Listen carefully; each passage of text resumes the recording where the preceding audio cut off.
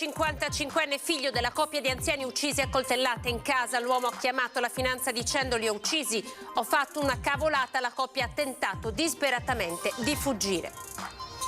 Secondo gli inquirenti il movente è da ricercare nel continuo bisogno di soldi del 55enne per problemi di droga che avrebbero innescato l'ennesima lite.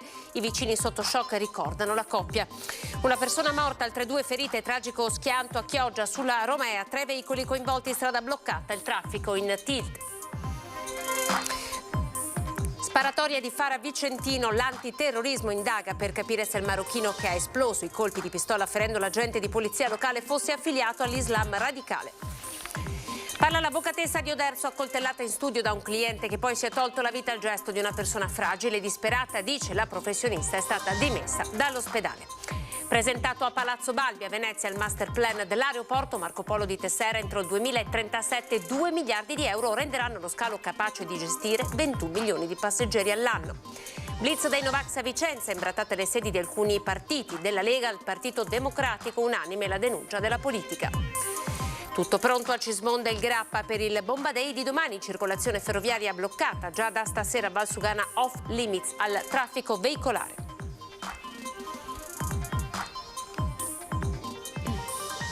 TG Veneto, buonasera, ben ritrovati. Partiamo da Verona con il duplice omicidio. 2 coniugi settantenni sono stati uccisi a coltellate probabilmente nella serata di lunedì. È stato fermato il figlio che, oltre ad aver allertato la finanza, poi è stato ascoltato. Vediamo. Li ho uccisi, ho fatto una cavolata. Le parole urlate con angoscia al telefono all'operatore del 117, il numero di emergenza della Guardia di Finanza. Sono le 17 del pomeriggio del 25 aprile. Osvaldo Turazza ha ammesso subito di aver ucciso i genitori. Vilma Vezzaro e Giampaolo Turazza, 73 e 75 anni, giacevano esanimi nella loro abitazione di via Aquileia nel quartiere di Borgo Roma, a Verona. Il 55enne ha detto di aver vagato per tutta la notte in preda alla disperazione. Individuato in un bar poco lontano dalla sede della Finanza di Verona, aveva un vistoso taglio alla mano. Quando i finanzieri hanno aperto la porta dell'appartamento si sono trovati davanti una scena agghiacciante, sangue ovunque e 2 corpi colpiti a morte da numerosi fendenti. Vilma Vezzaro pugnalata in corridoio, Giampaolo Turazza ucciso in camera da letto. Forse la coppia ha tentato di scappare e mettersi in salvo dalla furia del figlio. L'omicidio è avvenuto lunedì sera, forse al culmine di una lite. Osvaldo Turazza, portato in questura, non ha spiegato i motivi del duplice omicidio. È scoppiato più volte in lacrime e si è avvalso della facoltà di non rispondere. In via Aquileia è arrivata la polizia scientifica per i rilievi. Sono stati sequestrati tutti i coltelli rinvenuti nell'appartamento. L'arma del delitto potrebbe essere proprio una di quelle lame da cucina. Secondo un primo esame del medico legale, Vilma Vezzaro sarebbe stata colpita anche alla gola. Tra i genitori e il figlio le liti erano frequenti. Osvaldo Turazza ha precedenti per uso di stupefacenti e proprio nell'ambito della lite per colpa della droga si concentrano ora le indagini dei poliziotti. Il 55enne chiedeva spesso denaro ai genitori, come conferma una vicina di casa. Chiedeva soldi a tutti e devo ancora aspettare i 100 euro. Anche lei aveva chiesto soldi? Il figlio? Sì. Io a Vilma non dicevo mai niente perché, per rispetto, perché aveva tanti problemi già. Osvaldo Turazza al momento è stato sottoposto a fermo di indiziato di delitto per omicidio volontario aggravato dalla contestualizzazione domestica. Nelle prossime ore è prevista l'udienza di convalida. Le parole dei vicini, in tanti sapevano, le liti erano frequenti e poi avete sentito anche il prestito di denaro.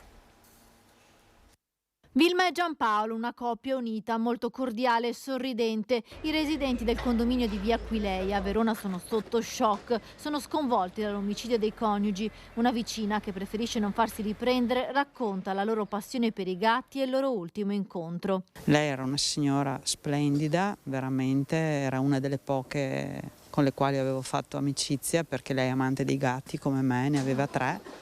Anzi, adesso dovrò prendermene cura di uno perché è stato abbandonato lì e per me è stato un colpo al cuore, perché l'altra mattina eravamo qui giù che stavamo chiacchierando. Fuori dal portone del palazzo le cucce degli animali, i resti di cibo messi per l'ultima volta da Vilma. Il delitto si è consumato la sera di lunedì, quando il figlio della coppia è arrivato in casa, forse per chiedere ancora denaro per acquistare la droga.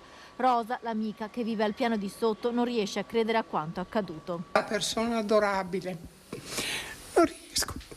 Non ci riesco, sono sotto shock. Era mia amica, capito? dispiace.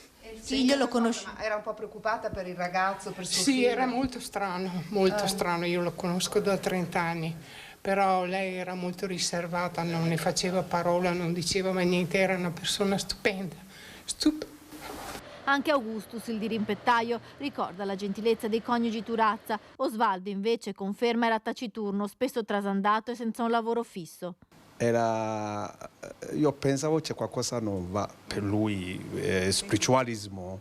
Osvaldo Turazza non viveva con i genitori ma condivideva un appartamento con una donna nel quartiere di Porto San Pancrazio a Verona. Lunedì sera nessun vicino ha sentito rumori particolari. Il delitto deve essere avvenuto in preda ad un raptus durato pochi minuti. Ultima ora che vi abbiamo dato nei nostri titoli, un incidente mortale. Siamo nel comune di Chioggia, lungo la Romea, c'è una persona deceduta, 2 persone invece sono ferite.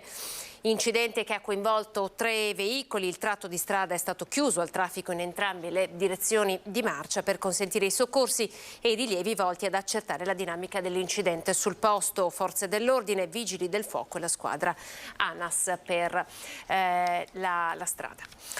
Siamo a Fara Vicentino, intanto la procura ha avviato un'indagine per omicidio commesso per eccesso colposo nell'uso delle armi a carico del vice brigadiere dei Carabinieri che ha ucciso l'aggressore. Facciamo il punto. Le indagini degli inquirenti sulla sparatoria di Fara Vicentino continuano e vedono coinvolti anche i detective dell'antiterrorismo. In queste ore si sta cercando di fare chiarezza su chi fosse Soufiane Boubagoura, il cittadino marocchino di 28 anni che lunedì è stato ucciso dai carabinieri nel conflitto a fuoco in via Crosara, nel quale è rimasto ferito in modo grave anche l'agente di polizia locale Alex Frusti, le cui condizioni di salute sembrerebbero in leggero miglioramento. L'obiettivo degli investigatori è capire se il nordafricano si fosse convertito o meno all'Islam radicale. Boubagoura era arrivato in Italia, precisamente in Campania, 12 anni fa, aveva un permesso di soggiorno per motivi di lavoro rilasciato dalla questura di Salerno. Nessun precedente, eccezion fatta per una segnalazione come assuntore di stupefacenti che risale a qualche anno fa, quando era stato trovato in possesso di alcune dosi di droga. I detective dell'antiterrorismo hanno già individuato l'abitazione di Boubagoura a Villa Raspa di Colceresa, raccogliendo le testimonianze della sorella, del cognato e di alcuni suoi connazionali. Intanto la procura ha avviato un'indagine per omicidio commesso per eccesso colposo nell'uso delle armi a carico del vice brigadiere del Carabinieri che ha ucciso il nordafricano sparandogli più volte. In attesa di ulteriori chiarimenti, la ricostruzione degli inquirenti ad oggi è che Boubagoura sia stato intercettato intorno alle 10:30 in via Crosara. La pattuglia dei carabinieri di Tiene, composta dal vice brigadiere e un appuntato scelto, gli avrebbe chiesto di fermarsi per accertamenti e qui il nordafricano avrebbe dato in escandescenze. I militari avrebbero utilizzato prima il taser per 2 volte ma senza risultato, forse a causa del presunto mix di alcol e medicinali. A quel punto Boubagoura avrebbe spinto a terra l'appuntato scelto, strappandogli la pistola ad ordinanza e provando a sparare senza tuttavia riuscirci in un primo momento. Poi il giovane sarebbe riuscito ad armare la pistola sparando ben 15 colpi. La pattuglia della polizia locale nord-est vicentino, sopraggiunta in quel momento, è intervenuta per aiutare i carabinieri, ma 3 dei colpi sparati dall'aggressore hanno raggiunto Alex Frusti.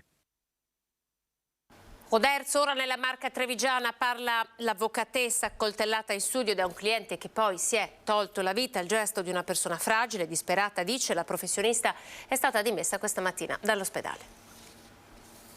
Sono uscita ed è già bello questo, insomma, riassaporare l'aria e la luce del sole, è bello poterla rivedere. Parla poche ore dopo essere stata dimessa dal reparto di ortopedia dell'ospedale di Oderzo l'avvocato Mary Zorz, accoltellata lunedì mattina nel suo studio dal 53enne Giuseppe Silvestrini, suo cliente. Di quegli istanti ricorda lo shock e l'ultimo sguardo che si sono rivolti. Ho bloccato lui, ho bloccato il coltello con le mani dopo essermi rialzata, lui mi ha guardato e non lo so, probabilmente ha avuto un attimo penso che abbia avuto un attimo di ravvedimento e mi ha guardato e si è girato e è andato via. Il 53enne è stato poi ritrovato cadavere nel casolare di famiglia a Mansuè. La professionista lo aveva implorato di non ucciderla, di non farlo per sua figlia. È stato il gesto di una persona in estrema difficoltà. Aveva capito, avevo deciso di non seguirlo più. Probabilmente si è sentito per l'ennesima volta solo. Probabilmente è stato quello. Una doppia personalità quel cliente che seguiva da tempo, come i due profili social dell'uomo, uno con una foto solare che lo ritrae in montagna, l'altro cupo. Io vedevo lui come quello del primo profilo, un profilo dolce, un profilo gentile. E poi ogni tanto in quella sede, lunedì, è comparso quell'altro Giuseppe, quello che non avrei mai voluto vedere. Mary è tornata a casa dal compagno e dalla figlioletta che cerca di tutelare dalla brutalità di quello che le è accaduto. Chiaramente una mano fasciata e dei lividi in faccia, dei segni in faccia, ho dovuto dirle che ho sferrato un pugno e che il pugno mi ha fatto male alla mano e che poi lui aveva un portachiavi con un taglierino. Certamente non userò mai il termine coltello con lei. Zorza ha 30 giorni di prognosi, ma conta di tornare al lavoro a breve, malgrado la terribile esperienza vissuta. Immagino che ritornerò presto e mi prenderò qualche giorno. Non mi sono mai assentata neppure per la maternità, si figuri se mi assento per questo. So che ho necessità di farmi aiutare, fare un percorso mio per elaborare quello che è successo, ne sono consapevole. Il mio proposito è ricominciare con lo stesso entusiasmo che avevo prima e con la stessa empatia nei confronti dei clienti. L'ultimo pensiero, infine, per il suo aggressore. Vorrei dire a Giuseppe, se fosse qua, che comunque non ce l'ho con lui, che capisco che era soltanto tanto fragile e mi dispiace veramente tanto che abbia scelto una fine così. Mi dispiace veramente tanto.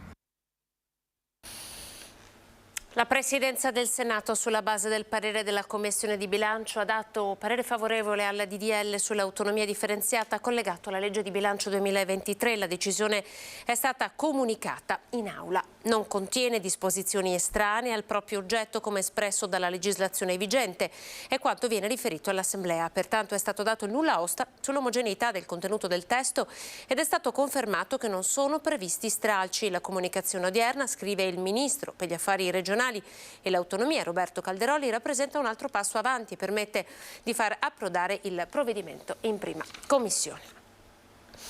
Tessera è stato presentato oggi a Palazzo Balbi il master plan dell'aeroporto. Entro il 2037 circa 2 miliardi di euro renderanno lo scalo capace di gestire 21 milioni di passeggeri all'anno. Vediamo.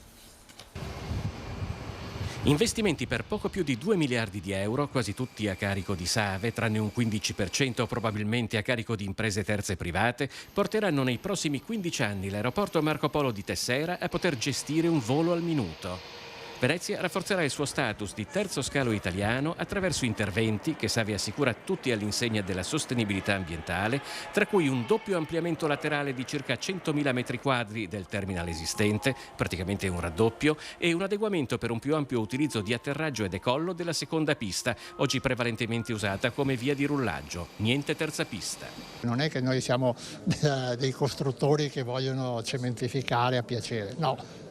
Oggi abbiamo lavorato molto bene e siamo riusciti a garantire la crescita del trasporto aereo senza bisogno di fare la pista. Il continuo aumento di voli porterebbe il Marco Polo alla saturazione nel 2026 con 12 milioni e mezzo di passeggeri. L'intervento è per riuscire a gestire quasi 21 milioni di persone entro il 2037 con circa 50 voli all'ora. Significa ancora di più dare risposta al territorio, che non sono solo di dimensione turistica ma sono anche di dimensione di business, di relazioni che il nostro territorio ha. Prova ne sia che solo sotto fronte turistico, sul fronte turistico abbiamo 73 milioni di presenze turistiche in Veneto, siamo la prima regione d'Italia, 18 miliardi di fatturato, ma poi pensiamo a tutto quello che è il business e il fatturato del business che vale circa 180 miliardi di euro all'anno. Nel trasporto aereo SAVE è riuscita a coniugare una crescita equilibrata tra l'aumento dei passeggeri e la l'ampliamento delle infrastrutture. Con le crociere, sostiene Marchi, questo non è successo. Non siamo soddisfatti di come sta andando la VTP e quindi vogliamo portare, che è la responsabile tra l'altro, no, del coordinamento di tutto il traffico delle crociere, e quindi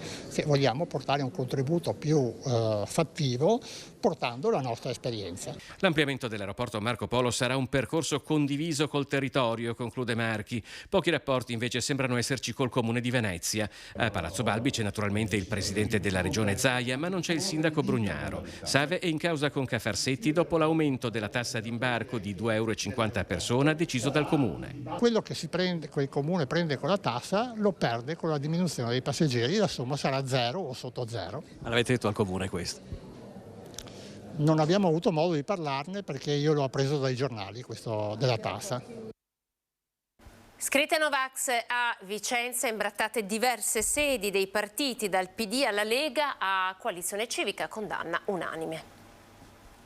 Sedi di partito nel mirino dei movimenti riconducibili ai Novax. Sono tornati in un blitz notturno imbrattando di frasi ingiuriose con vernice spray rossa gli ingressi, muri e vetrate di alcune sedi di partito, atti vandalici che non si sono limitati alle sole scritte ma anche a locandine satiriche indirizzate al presidente della regione.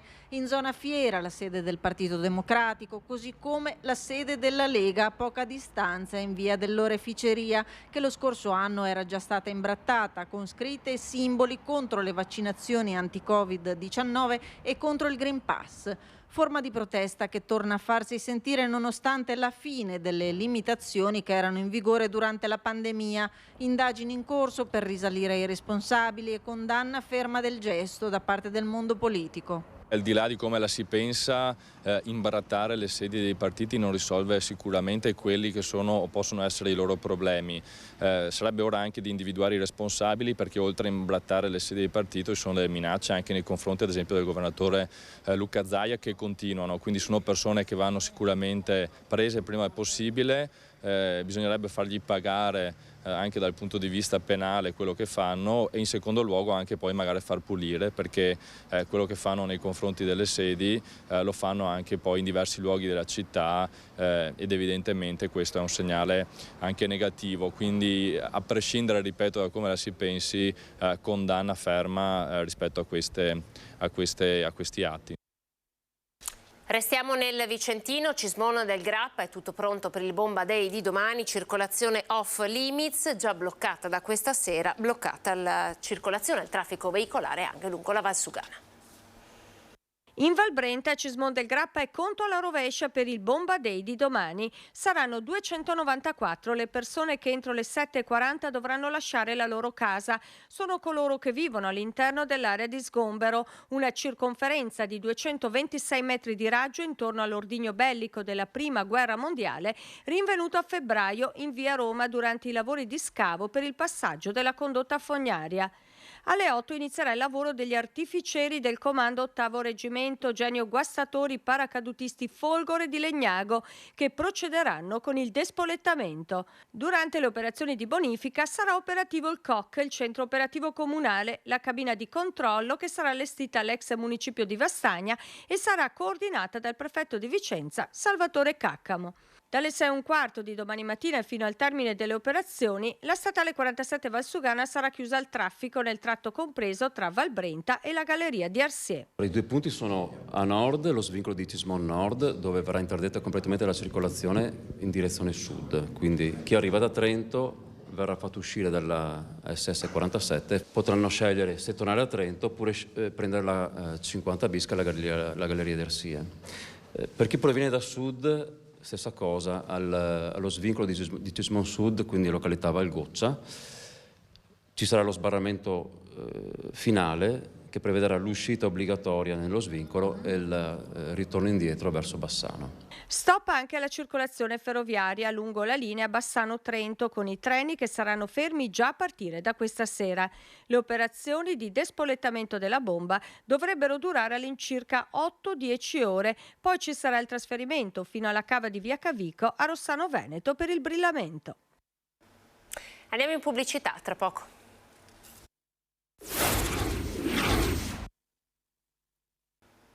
TG Veneto, ben ritrovati, ripartiamo dall'istituto Scalcerle, siamo a Padova per una finta evacuazione, un terremoto oggi nell'istituto padovano di Via Cave, vediamo.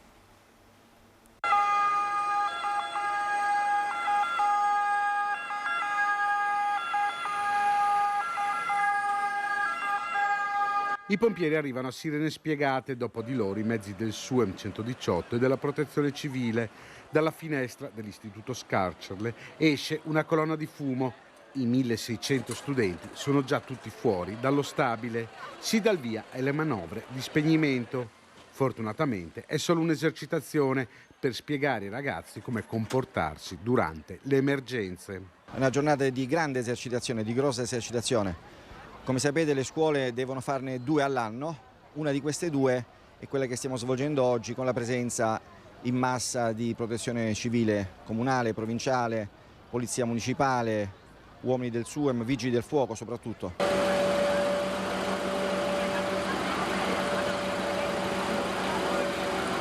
Oltre agli studenti presenti anche i 180 dipendenti della scuola, tra docenti e personale ATA. Un modo coinvolgente per spiegare come comportarsi durante un'emergenza, simulando appunto un terremoto con incendio e feriti. La cultura del primo soccorso parte proprio dagli istituti scolastici. Basti ricordare che le scuole sono le pubbliche amministrazioni nelle quali nelle città c'è il maggior numero di presenze al momento, oltre agli ospedali. Noi per esempio qua a scuola abbiamo 1600 ragazzi, oltre a 200 persone tra docenti e non docenti, quindi 1800 persone che stanno dove stiamo noi adesso, e quindi il tema della sicurezza per le situazioni che dovessero verificarsi reali è quanto mai importante. Noi facciamo sempre aggiornamenti, corsi di formazione, prove di evacuazione, sempre al fine di abituarci a quello che speriamo non dovrà mai verificarsi. Non ci sono altri aggiornamenti, ci fermiamo qui, grazie per essere stati in nostra compagnia, siamo alle previsioni del tempo. Arrivederci.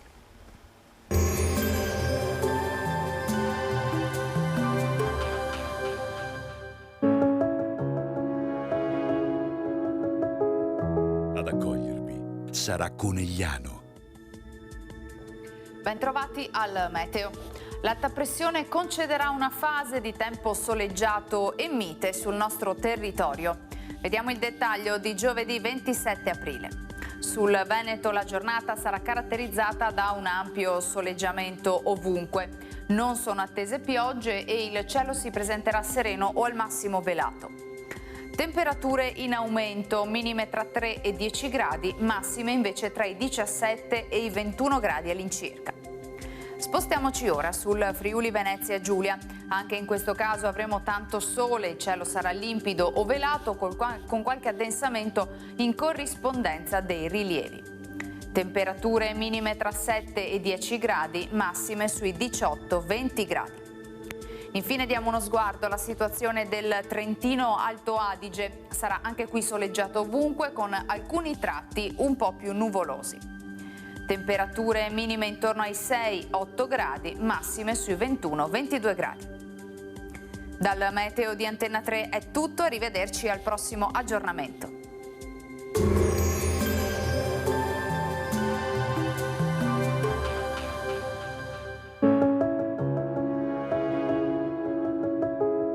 Ad accogliervi sarà Conegliano.